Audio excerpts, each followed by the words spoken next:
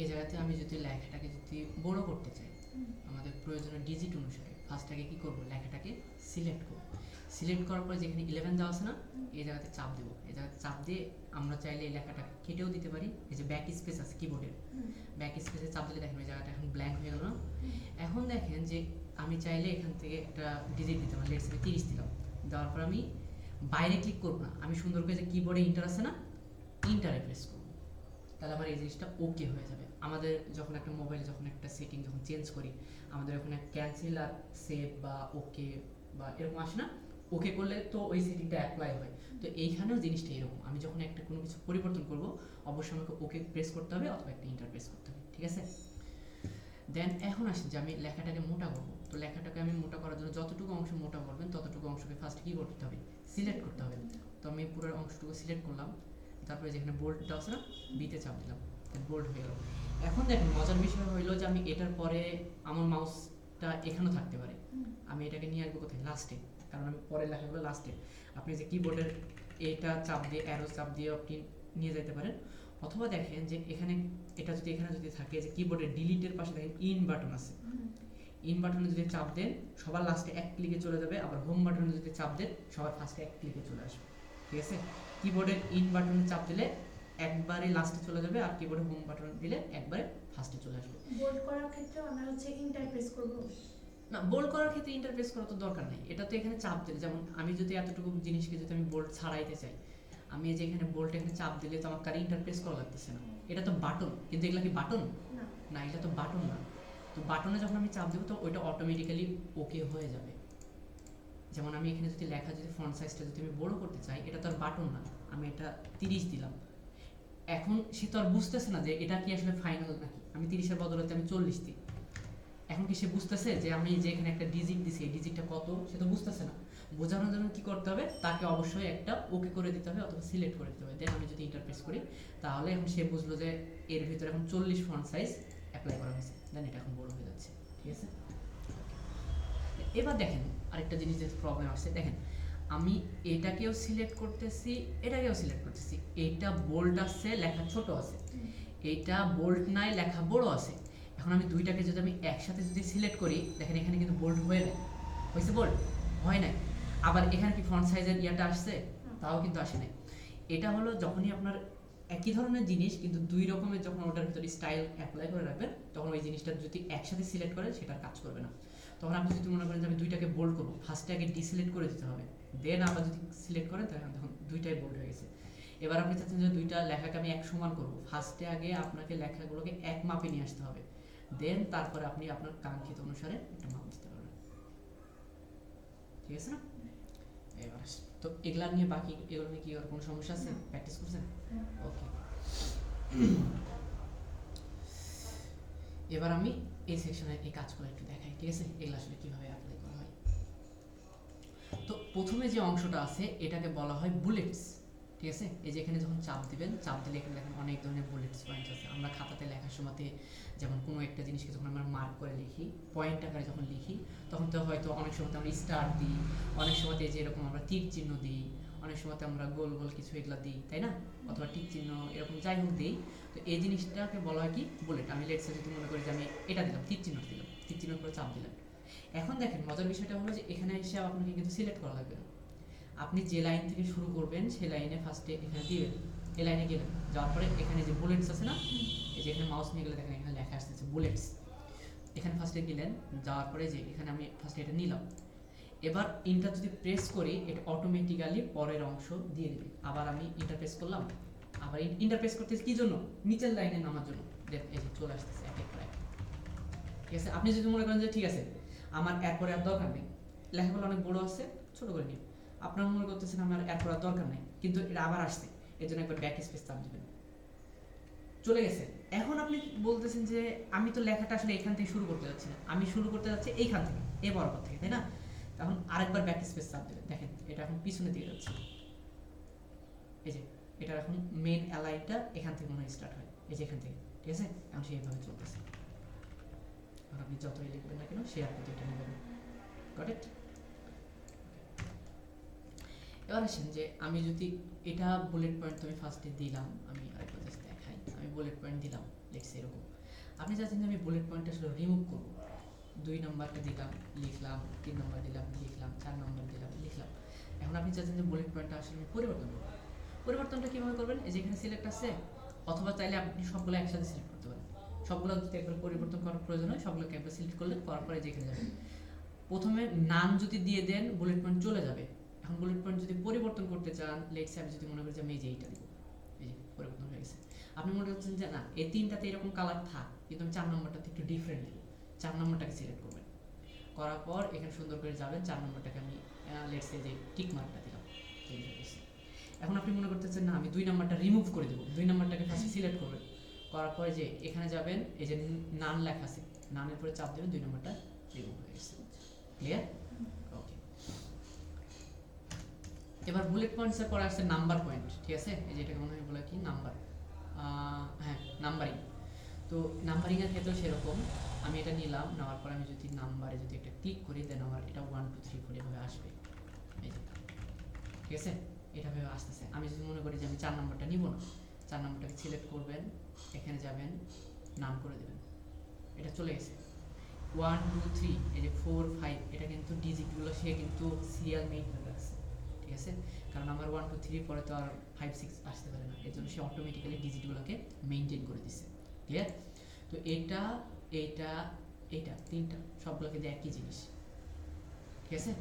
সবগুলো একই জিনিস। এখন বিষয় হচ্ছে যে আপনার কি আসলে এরকম বুলেট পয়েন্টস দরকার, বা আপনার কি 1 2 3 4 এরকম নাম্বার দরকার, নাকি আপনার এই যে এইরকম টাইপের নাম্বারগুলো দরকার? আপনি এখন যেইটা পছন্দ সেই অনুসারে আপনি নিলে কাজ হয়ে যাবে। আর আপনি যদি নান করতে চান, এই যে সুন্দর করে ক্লিক করবেন, এই যে নান, নান হয়ে গেছে। ক্লিয়ার? এবার আসুন, আমি একটা লিখলাম, লেখা, আমি চাচ্ছি যে এই যে এখানে একটা ভালো কিছু লিখে সামথিং, ঠিক আছে? আমি চাচ্ছি যে এই লেখাটা এখন যে অবস্থায় আছে, ফার্স্টে আপনাকে আমি একটু অ্যালাইনমেন্ট গুলো চিনাই। অ্যালাইনমেন্ট আসলে কেমন হয়? আমাদের অ্যালাইনমেন্ট থাকে হলো 3 ধরনের। আমরা জানি কি অ্যালাইনমেন্ট থাকে 3 ধরনের। ফার্স্টে যেটা আছে সেটা লেফট, মাঝখানে যেটা আছে সেটাকে বলি আমরা মিডল, অ্যান্ড লাস্টে ডান সাইডে যেটা থাকে সেটাকে বলি আমরা রাইট। আবার আমরা এটাকে আমরা বলতেছি লেফট, এটা আমরা চাইলে মিডিলও বলতে পারি, চাইলে সেন্টারও বলতে পারি, এটা ডিপেন্ড করবে আপনি আসলে এটাকে কি বলতেছেন। অ্যান্ড যেটা ডান সাইড আছে সেটাকে বলা হয় কি রাইট। ওকে, এটাকে বলা হয় কি অ্যালাইনমেন্ট। এখন আসেন যে অ্যালাইনমেন্ট আমি যদি এখন চাচ্ছি, এটা এখন বলেন তো এটার সাপেক্ষে আমি যদি বলি যে এই যে এতটুকু অংশ, হ্যাঁ, এটার সাপেক্ষে এখন এটা আসলে কোন অ্যালাইন হয়ে আছে? আমরা ধরেন যে এই যে পুরো যে অংশটুকু আছে না, এটাকে আমরা যদি আসলে 3 ভাগ করি, লেটস আমি 1 ভাগ 2 ভাগ 3 ভাগ 3 ভাগ করে দিলাম। এখন এই পুরো সাদা অংশটুকুর সাপেক্ষে এটা কোন সাইডে আছে? লেফট অ্যালাইন আছে, তাই না? এটা এখন আছে লেফট অ্যালাইন। আমি এখন এটাকে চাচ্ছি কোথায়? সেন্টারে। অথবা আমি এটাকে চাচ্ছি কোথায়? রাইটে। তো এক্ষেত্রে আপনি একটা কাজ করতে পারবেন, এই যে সুন্দর করে এটাকে সিলেক্ট করার পর এই যে এখানে দেখেন 2টা আছে ট্যাব স্পেস, এটাকে বলা হয় কি ডিক্রিজ। আচ্ছা যাই হোক, এই যে রাইট সাইডে যেটা আছে না, এটাতে আপনি যদি ক্লিক করেন এটা এক ইয়া করে সামনের দিকে বাড়তেছে, ঠিক আছে? বাড়তেছে সামনের দিকে, এটা যেহেতু ইয়া হয়ে গেছে তাহলে ভেঙে যাচ্ছে, ঠিক আছে? আবার যদি লেফটে দিই তাহলে লেফটে আস্তে আস্তে চলে যাচ্ছে। এখন আপনি চাইলে যে এটার আগে যদি দিয়ে স্পেস দিয়ে যদি এটারে ধাক্কা দেন, এটা কিন্তু আস্তে আস্তে যাইতে থাকবে, ঠিক আছে? আবার আপনি যদি মনে করেন যে আমি এটার আগে মাউসটা নিয়ে আসলাম, নিয়ে আসার পর আমি ট্যাব স্পেস, মানে প্রথমত আমি যদি বলি যে একটা স্পেস যদি আপনি প্রেস করেন, একটা স্পেস আপনাকে হয়তো এতটুকু অংশকে ধাক্কা দিয়ে সামনের দিকে সরাই দিবে, আর একটা ট্যাব স্পেস আপনাকে এতটুকু অংশ একবারে ধাক্কা দিয়ে সরাই দিবে, মানে 3 গুণ। এটা হলো স্পেসের সরি, এটা হচ্ছে স্পেসের গ্যাপ, এটা হচ্ছে ট্যাবের গ্যাপ, ঠিক আছে? তো আমি প্রথমে যখন স্পেসে যখন ধাক্কা দিচ্ছি তখন এটা একটু একটু করে যাচ্ছে। আমি ট্যাব দিয়ে যদি ধাক্কা দিই, এটা কত জোরে জোরে যাচ্ছে না? তো দেখেন এই জিনিসটা সামনে পিছনে আসছে, এই যে এই ট্যাবটা কিন্তু যেখানে আছে কিবোর্ডের মধ্যে আছে, কিবোর্ডে যে ট্যাবে যখন প্রেস করবেন এটা দেখেন সামনের দিকে চলে যাচ্ছে, এটা কিবোর্ডেও আছে। আপনি কিবোর্ডের থেকে যদি মনে করেন যে আমার এটা বেটার, কিবোর্ডের হয়তো সামনের দিকে যায় কিন্তু কিবোর্ডের পিছনের দিকে যায় না, পিছনের দিকে যাওয়ার জন্য তখন আপনাকে যে ব্যাক স্পেস প্রেস করতে হবে, ট্যাব একটা নিলাম আবার ব্যাক নিলাম, তখন একটা করে কেটে যাবে।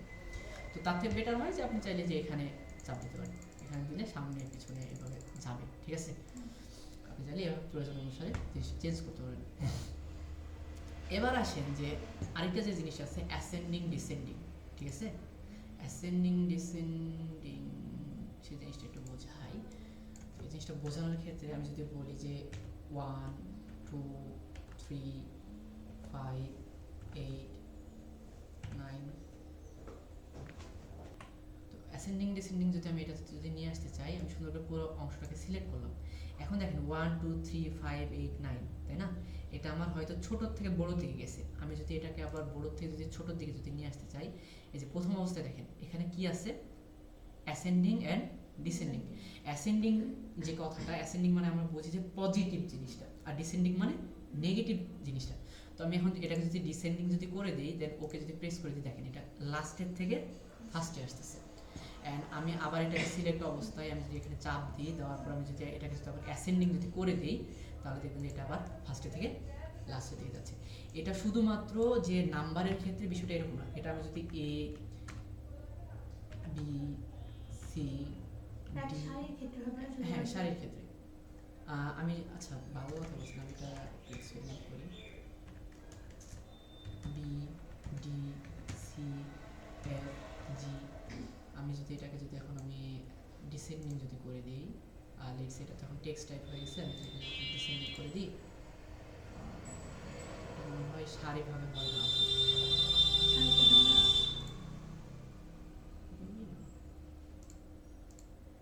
নাম্বার ডেট, এটা মনে হয় সারিভাবে হয় না, এটা মনে হয় উপর নিচে লাইন আকারে হয়।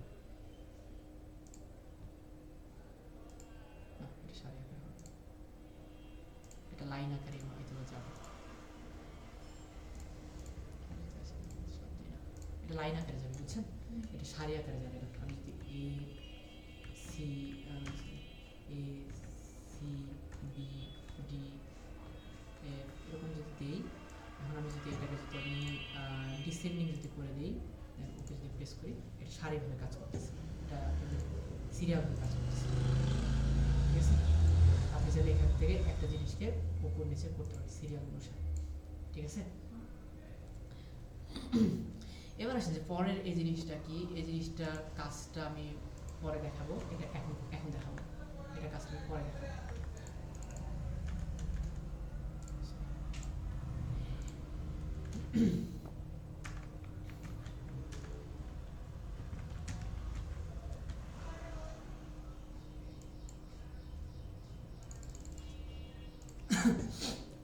আমি বললাম কি যে এই পেজটার সাপেক্ষে আমি যদি লেখাটাকে ধরি, তাহলে এটা এখন কোন অ্যালাইন হয়ে আছে, লেফট অ্যালাইন। আমি যদি এটাকে যদি এক ক্লিকে সেন্টারে দিতে চাই বা এক ক্লিকে যদি আমি রাইটে দিতে চাই, সেটা আসলে কীভাবে দেবো। এই যে এখানে দেখেন এটাকে বলা হয় কি অ্যালাইনমেন্ট, এই যে এখানে অ্যালাইন লেফট, ঠিক আছে, মাঝখানেরটা কি অ্যালাইন সেন্টার, সেন্টার অ্যালাইন, তারপরে তার পাশে যেটা আছে সেটাকে বলা হয় কি অ্যালাইন রাইট, তার পাশে যেটা আছে এটাকে বলা হয় কি জাস্টিফাই। এটা আপাতত আমাদের কি বাই ডিফল্ট ভাবে এটা লেফট অ্যালাইন হয়ে আছে না। আমি যদি এটাকে সিলেক্ট করে যদি আমি এটাকে যদি সেন্টারে প্রেস করি, আমার এক ক্লিকে সেন্টারে চলে গেছে। আমি যদি এটাকে যদি সিলেক্ট অবস্থায় এটা যদি আমি রাইট প্রেস করি, এক ক্লিক এসে ডান দিকে চলে গেছে। ক্লিয়ার?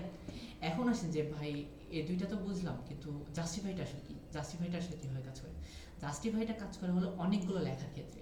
আমি যদি অনেকগুলো লেখাকে যদি আমি একসাথে যদি নিয়ে আসি, লেটস আমি একটু গুগলে যাই,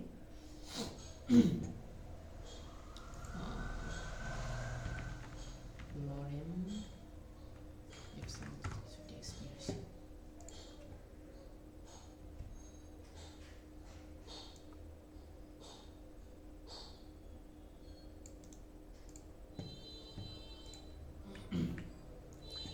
এখন একটা জিনিস দেখেন যে আমি তো এই জায়গাতে তো যে লেখাটা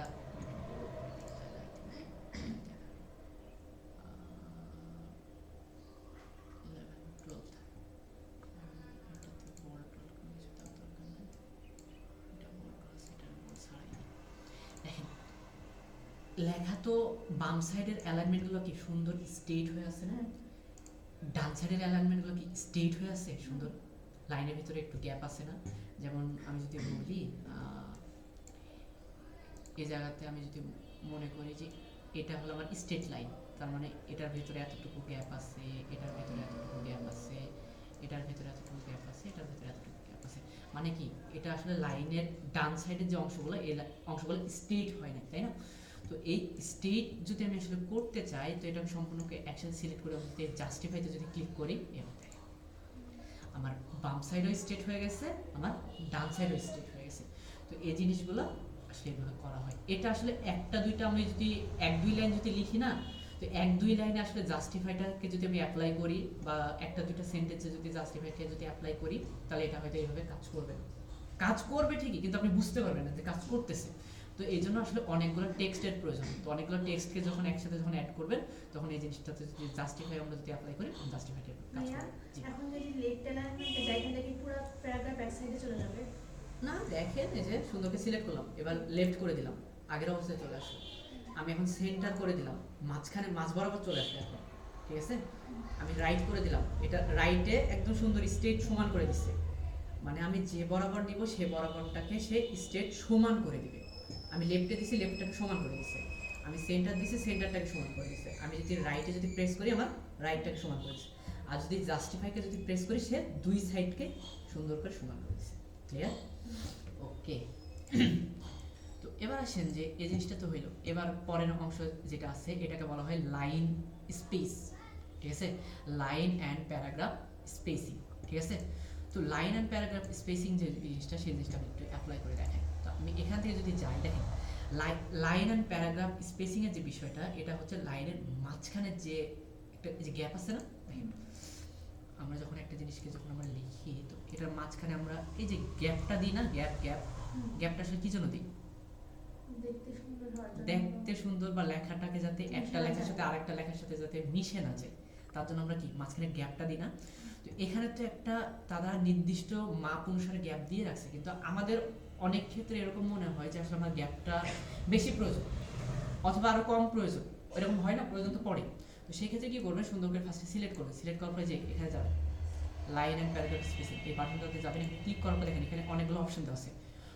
1.0, 1.15, 1.15, 2.0, 2.5, 3.0, আপনার যেটা পছন্দ সেটাকে ক্লিক করবেন, দেন দেখেন ওইটার মাঝখানে গ্যাপ রয়ে গেছে, ঠিক আছে? এখন এটাকে যদি আসলে আমি গ্যাপ যদি রিমুভ করতে চাই, আমি দুই লাইনের গ্যাপটাকে রিমুভ করবো, দুই লাইনটাকে সিলেক্ট করলাম, এখানে গেলাম, যাওয়ার পরে আমি করে দেবো কি, এটা কি মনে হয় দুই লাইনে হয় না, এটা একবার করতে হয় মেবি। সুন্দরকে সিলেক্ট করবেন, করার পরে এটা বাই ডিফল্ট অবস্থায় এটা 1.15 থাকে, ঠিক আছে? আপনার প্রয়োজন অনুসারে এটা বাড়াবেন। সিভিতে 1.5 দেওয়া থাকে মেবি, আমি জানি না। লেটস সে একটু চেক করে দেখি। সিভি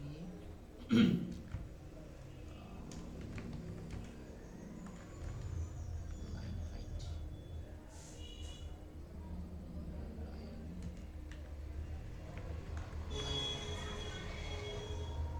সিভিতে লাইন হাইট দেওয়া থাকে 10 12, এই যে 1.15 দেওয়া থাকে, ঠিক আছে? 1.0 থেকে শুরু করে 1.15 দেওয়া থাকে, এটা দেওয়া থাকে কোথায়? সিভিতে। তো আমাদের সিভি যখন আমরা ইউজ করবো, দেখেন এই যে এগুলা কি সুন্দর করে মিল হয়ে নেয়, এটা কিন্তু জাস্টিফাই করা আছে, এই জন্য এটা সুন্দর হয়ে মিল হয়ে আছে, বুঝছেন? তো এবার দেখেন যে আমি তো এই লাইনগুলো আমি এভাবে চাইলে আমি এটা কম বেশি করতে পারবো, ঠিক আছে? তো এটার কাজটা হলো এটা। এখন আসেন যে এটার ভিতরে আরো কিছু অপশন আছে, ঠিক আছে? অপশন আরো কিছু আছে। অপশনটা হলো যে এই যে এখানে দেখেন স্পেসিং যে জিনিসটা আছে না, এখানে চলে আসবে। ফার্স্টে এখানে গেলাম, যাওয়ার পরে যে লাইন স্পেস, এই যে এই অপশন চলে আসবে, এই অপশন, ঠিক আছে? এটা আমরা মাউসটাকে যদি আমরা ক্লিক করি, এটা সিলেক্ট অবস্থায় মাউসটাকে ক্লিক করলাম, ক্লিক করার পর দেখেন এটা তো চলে আসলো। এটার ভিতরে আমরা এখন কোন সাইডে কাজ করব, এই যে স্পেসিং, এখানে যে অপশনগুলো আছে, হ্যাঁ, এই অপশনগুলো নিয়ে আমরা একটু কাজ করা দেখি। তো দেখেন আমি যদি এটা আবার যদি অন করি, অন করার পর লাইন হাইটে গেলাম, এবার দেখেন এটার আফটারের যে ইফেক্টটা আছে বা লাইন হাইট যেটা আছে, আপনি চাইলে লাইন হাইটটা কমাইতে পারেন, সিঙ্গেল করে দিলেন, এই যে এখানে দেখেন ইয়া পাচ্ছেন, কিন্তু দেখতে পাচ্ছেন এখানে প্রিভিউ, ঠিক আছে? আপনি যদি মনে করছেন আমি এটাকে আরও কমাই দেবো, এই যে 0 করে দিলাম, এটাও 0 করে দিলাম, এটারে আরেকটু কমাই একেবারে লেটস সে 0 করে দিই, তারপর আমি দেখি ওকে করে দিই, সবগুলোতে 0 করে দিচ্ছি, ঠিক আছে, সবগুলোতে 0 করে দিচ্ছি। তারপর আমি যদি ওকে যদি প্রেস করি কি বলতেছে, লাইন স্পেস মাস্ট বি আচ্ছা 0.6, এটা নিচে নামতে দিবে না, ঠিক আছে, 0.6 লিখে দিই, তাহলে এখানে এই যে এবার কিন্তু আর ওই গ্যাপটা নাই। এবার দেখছেন কি অবস্থা হয়ে গেছে, অবস্থা হয়ে গেছে, ঠিক আছে। তো আমি আবার চাইলে এটা ঠিক করে দিই, আমার আগের অবস্থায় ভালো লাগছে। আপনি চাইলে এগুলো করতে পারেন, এটা ডিপেন্ড করে যে আসলে আপনি এই জিনিসটা কীভাবে করতে যাচ্ছেন। দেন পরবর্তীতে যে অপশনটা আছে, পরবর্তীতে যে অপশনটা আছে সেটা হচ্ছে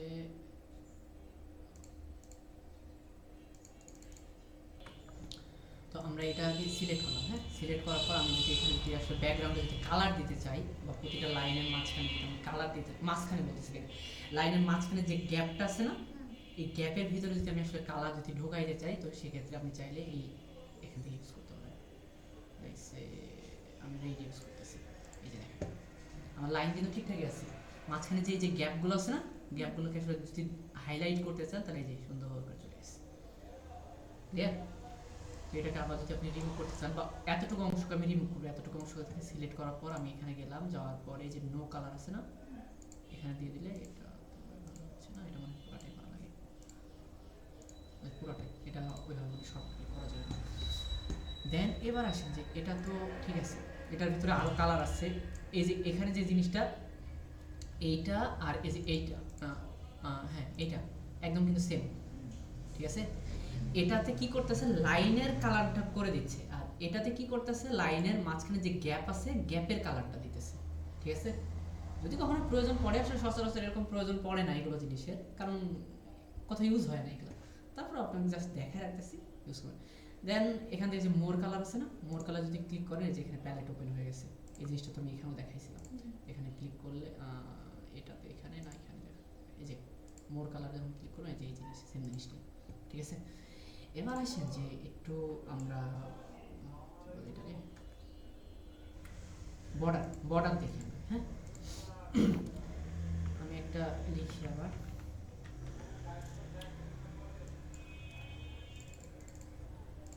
এবার আপনি চাচ্ছেন যে এই যে এই জিনিসটা আমি লিখলাম, ঠিক আছে, এই জিনিসটা লেখার পরে আমি এই সোজা করে একটা বর্ডার দিতে যাচ্ছি, এই সমান করে একটা বর্ডার দিতে যাচ্ছি, বর্ডার দিয়ে আমি বাকি যে লেখাগুলো সেগুলো এরকম নিচে লিখব। সেই ক্ষেত্রে কি করবেন, এই যে এটাতে সিলেক্ট করবেন, সিলেক্ট করে যে বর্ডার আছে না, তারপরে যে দেখেন বর্ডার এটা কি বলতেছে, bottom top left right no border, and আমি বর্ডার বটম দিতেছি, ঠিক আছে। একটা জিনিস আমি জাস্ট আপনাকে বলে দিই, তো কম্পিউটারের ক্ষেত্রে একটা জিনিস দেখবেন যে আমরা কি বলি, যে আমরা লেফট, এটা আমরা বলি কি লেফট, এটা আমরা বলি কি রাইট, এটা আমরা বলি কি নো উপরে আপ, এটাকে আমরা কি বলি ডাউন, আর এটাকে আমরা বলি সেন্টার। তো কম্পিউটারের ভাষাতে এই জিনিসগুলোকে একই, আপনি চাইলে একই বলতে পারেন, কিন্তু এখানে একটু কম্পিউটার আসলে জিনিসটাকে অন্যরকম একটা ভাবে, এটা লেফট লেফটই মনে করে, এটা যে আমরা আপ বলি তাই না, তো এখানে সে আপ না বলে সে এখানে বলতেছে টপ, টপ, ঠিক আছে, এন্ড এটাকে রাইট, এটা আপ এরপর ডাউন হয় না, ডি